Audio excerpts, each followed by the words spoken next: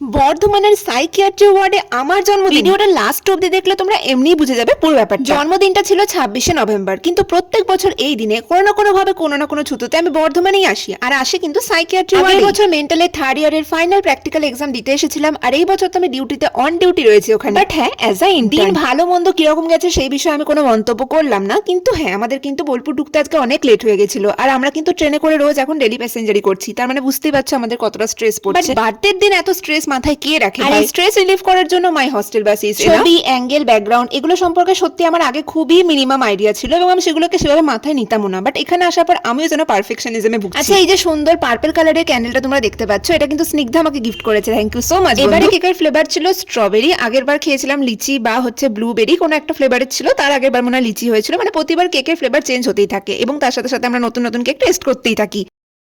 অনেক অনেক অনেক বছর বেঁচে থাক, 100 বছর বেঁচে থাক, 200 বছর বেঁচে থাক, তুই এত বছর বেঁচে থাক যাতে তোর বয়স ওই বোটানিক্যাল গার্ডেনের বট গাছের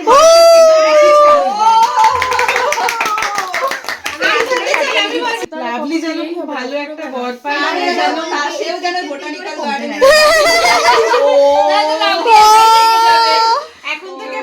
4 বছরে কাটানো হস্টেলের বার্থডে সম্পর্কে, লাস্ট বার্থডে সম্পর্কে অনেক কথাই সেদিন আমি বলেছিলাম। বাট হ্যাঁ, যদি তোমরা শুনতে চাও অবশ্যই, তাহলে আমি পোস্ট করে দেবো। ডিউরেশনটা এতটাই বড় হয়ে গেছে। And last but not the least, এটা আমাকে তিশা গিফট করেছে জন্মদিনে, যেটা আমার খুব পছন্দ হয়েছে। তোমরা কমেন্টে জানিও কেমন লাগলো। Bye bye.